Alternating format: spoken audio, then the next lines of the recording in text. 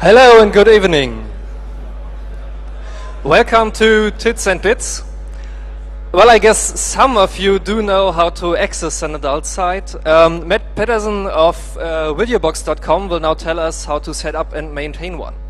Have fun! Thanks.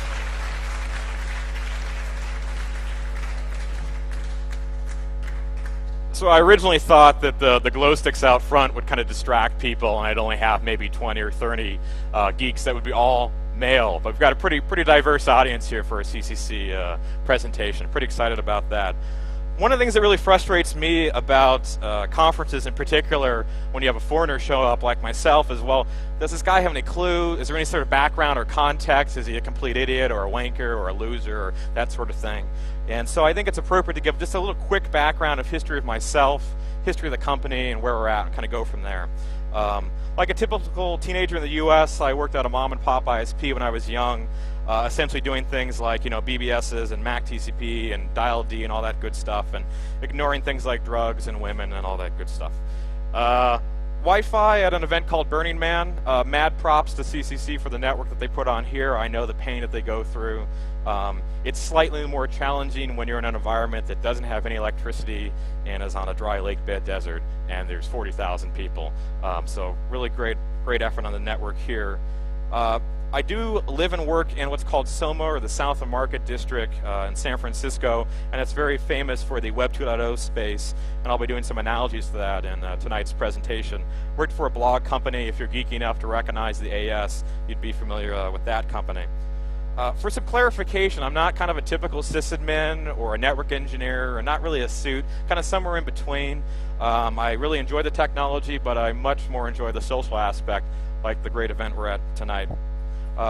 Finally, as kind of a joke, kind of hitting the quarter-life crisis. It's pretty obvious what my age is then.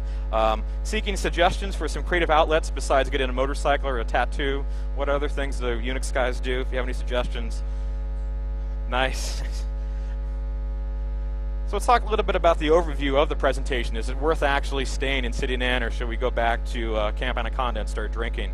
Tonight we're going to be talking really briefly about a quick industry backgrounder. I think when we think of porn, we think of just membership sites, and maybe there's some billing involved, and there's some studios, and that's really about it. But it's a lot more complicated than that. We'll also talk about my day job, how we think we're different, and what sort of Kool-Aid we're drinking in that regards. Batch encoding. How do we encode all this content, get it online, and make it available to customers? Performance monitoring, in particular, how do we monitor the download speed for customers and make sure to have a good, pleasant experience? And briefly on security, and then some of the kind of humorous feedback and reporting that we get from our customers and potential customers. For some clarification, I'm not a lawyer, don't work at the EFF, that sort of thing. We're not a studio. If you'd like to talk to Jake, he works at a really great studio called Kink.com. Pretty exciting stuff there. And again, not technically a porno guy, more of a tech guy that just happens to work for a porn company.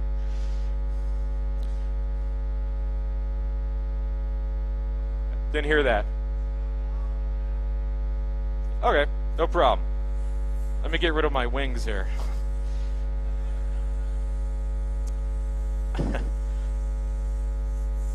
I can't tell if that's nitrous or... So I think when we think of porn, historically, the idea is that porn is this big innovator on the internet, and that's where the internet's powered from, or these are the guys that pay the bills reliably, or maybe they're the innovators that are pushing the new technology, maybe the reason we have HD, DVD versus Blu-ray, or maybe the reason we have terabyte hard drives, that sort of thing. And I think in the beginning that truly was the situation. Clearly with VHS versus Betamax, there was some influence there. Some of the early webcast streaming stuff, if you remember things like See You See Me, the early Real Video stuff, clearly that was used for this sort of enterprise. And online credit card processing was clearly used by adult prior to things like eBay and PayPal and those sorts of systems. Something that's fairly common is that organizations that pursue this really generally lack clue, not only on the technical side, but on the business side. Essentially, it's people that aren't really professional. It's not, your typical company with an MBA or venture capital funded or that sort of thing. So it's kind of a mishmash. It's usually kind of a mom and pop operation that doesn't necessarily have kind of classic business knowledge, like someone to keep track of the books and the record keeping and make sure the business is legitimate to be audited.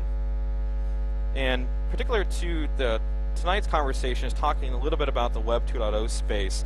And when we think about Web 2.0, we think about APIs, XHTML compliant pages, Karma or some sort of moderation rating, that sort of scheme.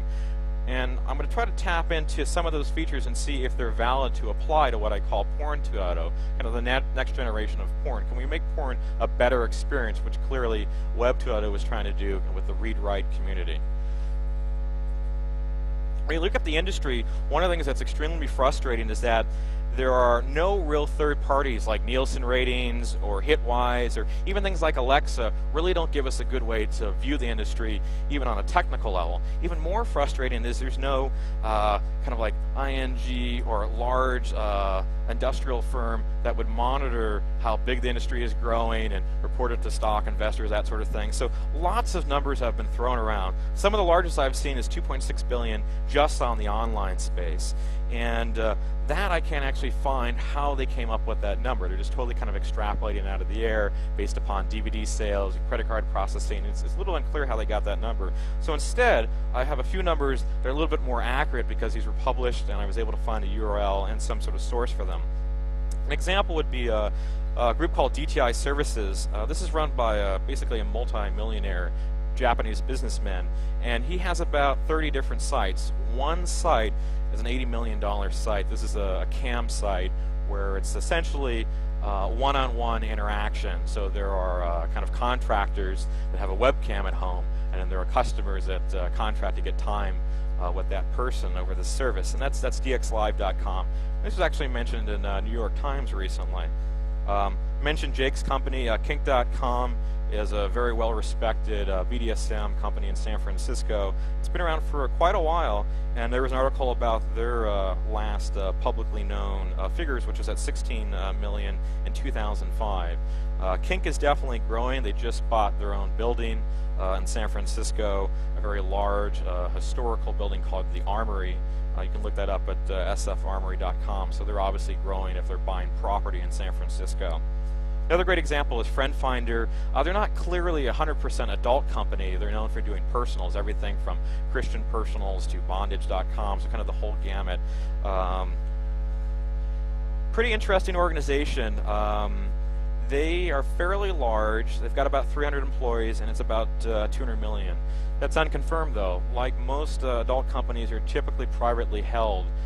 The only ones that are publicly known are the large brands that you'd be aware of, like, you know, say Playboy and Hustler and that sort of thing. And really, they're kind of a brand company like Coca-Cola. They're not actually manufacturing the product; they're selling their brand. It's really kind of a licensing issue. A little bit more continuing about the industry. Frat boys or fraternity boys is kind of a frowned upon situation, but really this is somewhat true. I've been to the adult conferences, and it's really not a technical crowd, and it's not a business crowd. It really is a mom and pop sort of situation where they just happen to kind of fall into this particular business and said, hey, I'm making money, let's keep going with this, and generally they're somewhat successful. In many ways, they operate very similar to kind of the black hat or the red hat community, but with a business twist. There are conferences literally every 3 to 2 weeks with an international focus, primarily within the US, but there are a number of events held in Europe, Frankfurt, London, Amsterdam, that sort of thing. And what's different about these particular conferences is why they would have a track and there may be some workshops. Really, this is a B2B sort of play. So multi-million-dollar deals are essentially made in hotel rooms over, you know, a keg or, you know, some sort of, drinking, that sort of thing. Studios are starting to realize that DVD sales are declining. This is not only happening in mainstream, but is definitely starting to affect the adult space. They really don't have kind of a long tail approach to how they're going to continue to get revenue from their content. And they're kind of scared about the internet because they're afraid of piracy, or they don't want to have their brand diminished, and so it's pretty tricky out there. And DRM, I think, is really the best examples of studios really being scared. Essentially, our personal stance on DRM is that we're not necessarily against it or think it's evil or bad or it's a good thing. The reality of DRM is that it's a tech support problem. That's the biggest problem, is that when you have DRM, you have customers who have to deal with licensing keys and particular players, and how do you get the content onto different devices. And so our view is that it should be agnostic. Unless there's an open source standard for DRM, we're not going to go down the DRM route, because it's not going to make us money, because we're going to get a bunch of tech support calls. And in this industry, when the customer's unhappy, they're really unhappy. Now, there's definitely a lighter side of the industry. Like any business, we have birthdays that we celebrate in the office, and we like to have some kind of comedic view of birthdays that we have in the office. Now, I don't want you to think that we're, sexist, or that we're. I want to be clear. I want to be clear that we're not sexist, and we are politically correct. We have a little bit of everything at the office, so whatever works for you, we've got it there. A little bit more about the industry, continuing on. Search engines are a really interesting part of the pie here as in the ecosystem. The two larger search engines, the one that's kind of falling behind, number two, the Y one, is actually really hip to adults. They really like ads, and we pay, and we're good customers, and that sort of thing. The problem they have is that the organizations are so large, they're concerned about legal issues, and their stock reports, and their SEC filings, and that sort of thing. So the real big problem with search engines is not putting ads on them. It's their blacklist and whitelist of search terms essentially change on a weekly basis. So if you want to put an adult ad, say Google or Yahoo, generally you have to go through a broker or a third party that has a much stronger relationship with the search engine. So that's a little bit frustrating, but gives you some kind of insight into how we work with much larger organizations. 2257 is a statute in the U.S. I think it's Title 18, Section 18. It's kind of a mixed blessing. Essentially, what 2257 states is that content that was made prior to November 1st, 1990 is now kind of highly prized, because any content that's made after that date has to have quite a bit of documentation, 2 or 3 forms of federally or state-issued documentation. So this would be like a passport or a driver's license, that sort of thing. The problem with 2257 is that the powers that be would like to extend that to make it kind of 2257++, so that not only would the studio have to record this personal information of the stars, or what's known as the talent in the movie, but they'd also have to supply that information to what's called secondary producers. And we're what's called a secondary producer. We're essentially kind of a content distribution network. So we would get that information, all the talents, birth date, home address, telephone number, that sort of thing.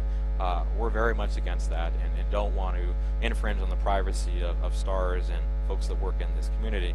So it's kind of a mixed blessing. On the flip side, content that was made prior to November 1st, 1990 is now actually highly prized because it's excluded from the statute. So that content is actually a little bit worth more than modern day content, because it doesn't require such formal documentation. And in many cases, the talent or the stars of these movies are trying to buy the content back from the original studio. When we look at the ISP space, we set up, we have our own network, and we set up a contract with a large Tier 1 that's both a Tier 1 internationally, not just in the US. And their concern was anything that had the word teen in the title was something that was a little bit risky for them. And so we asked for clarification on their AUP and on their contract, what was allowed and what wasn't allowed, and so they were kind of very vague in their AUP. And so what ended up happening is we had a conference call and we went through every single title that had teen listed. It was a little bit frustrating, but that's what we had to do to get the contract signed. In their case, we would be automatically excluded if we had any content that was bestiality based, potentially any hentai, and potentially any anime. By the way, we don't have any of that sort of content. And what's happening is a lot of the hardcore, the risque content is moving offshores, typically to Europe, whether it be in the Netherlands or maybe in Germany, that sort of thing. It's becoming very popular. And if you'd like to kind of stalk people in this space, you would think that XPeeps or PornoTube or stuff you kind of see on Dig would be the place to be. It's actually adultwhoswho.com. It's kind of like the MySpace of this industry. So you see like talent there and affiliate managers and these mom and pop operations, the founders, that sort of thing. Again, finally, a little bit more about the industry, because it's very complicated how it all works. There's a fairly large ecosystem. So there are things called TGPs, the gallery pages, pretty creative name there. These are essentially sites that are a bunch of free samples with then affiliate links back to a particular membership site, so they get a kickback. And it may be they get a one-time sign-up, they may get a